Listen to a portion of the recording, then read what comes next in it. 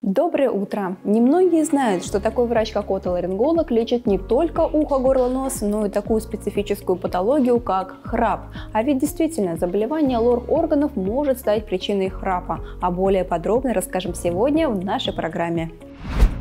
Про храп нам сегодня расскажет врач-оториноларинголог Дерипаскин Алексей Михайлович. Доброе утро. Доброе утро. Почему появляется храп? Провоцирующими факторами храпа могут являться проблема с дыхательными путями и носоглоткой. Это может быть у детей это увеличенные аденоиды второй-третьей степени. Это возрастные изменения, отложения жира в носоглотке, в задних отделах глотки, которые приводят к сужению дыхательных пространств. Это патологии зубочелюстной системы, движение челюсти, маленькая нижняя челюсть, отклонение нижней челюсти, которое тоже приводит к сужению дыхательных путей и может вызвать храп. Следующей причиной храпа – это, возможно, воспалительные заболевания полости носа и носоглотки, то есть аллергический ринит, воспалительные заболевания пазух носа, гайморит и синуситы могут провоцировать развитие храпа, как у детей, так и у взрослых.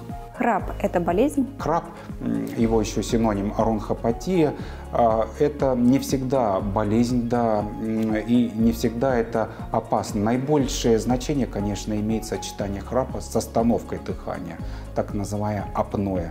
Это серьезная проблема, которая может привести к серьезным осложнениям. В чем опасность храпа? Длительный храп может привести к постепенному увеличению артериального давления. То есть это компенсаторная реакция организма, когда человек храпит, недостаточно поступает воздух, не постоянно поступает воздух в дыхательные пути, такое условное кислородное голодание.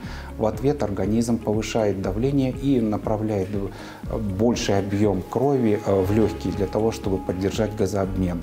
Это приводит к постепенному увеличению давления. То есть человек храпящий – это в будущем гипертоник или его гипертоническая болезнь усиливается. Сочетание храпа с остановкой сердца, так называемый синдром обструктивного апноэ сна, может привести к нарушению сна.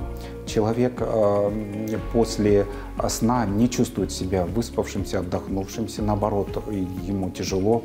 Это приводит к постепенному еще большему повышению давления. И нарушение дыхания во сне может привести к расстройству ритма сердца, внезапной остановке сердца, то есть риск внезапной смерти ночной повышается в разы. Чем храпящему может помочь лор-врач? Если данный пациент с храпом обращается к отоларингологу, конечно, основная задача отоларинголога – выявить патологию верхних дыхательных путей или анатомические особенности, аномалии, которые можно откорректировать или консервативным лечением, или хирургической операцией. Но, конечно, это не всегда даст эффект. Иногда требуется помимо консультации отоларинголога, консультация сомнолога, специалиста по нарушению сна. Есть ли какая-то профилактика храпа? Основная профилактика храпа – это здоровый образ жизни. Конечно, надо по возможности исключать применение успокаивающих, седативных препаратов, алкоголь. Все это способствует расслаблению структур глотки и вызывает усиление храпа.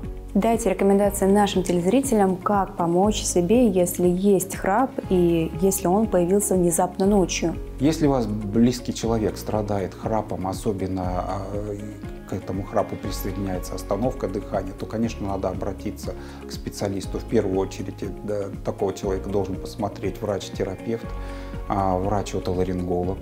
И если там проблема серьезная, то дополнительно врач-сомнолог в специализированных центрах, который проводит кардиореспираторный мониторинг, выявляет эти нарушения сна, и, соответственно, из результатов обследования формируется стратегия лечения данного пациента. Все индивидуально. Если у человека наблюдается храп без остановки дыхания, применяются различные лечебные процедуры. Это может быть изготовленный под заказ капы, который одевается в ротовую полость, выдвигает нижнюю челюсть вперед, и человека храп уменьшается или прекращается. Рекомендуют также пациентам различные устройства, которые не дают пациенту лежать на спине, то есть сон на боку уменьшает храп.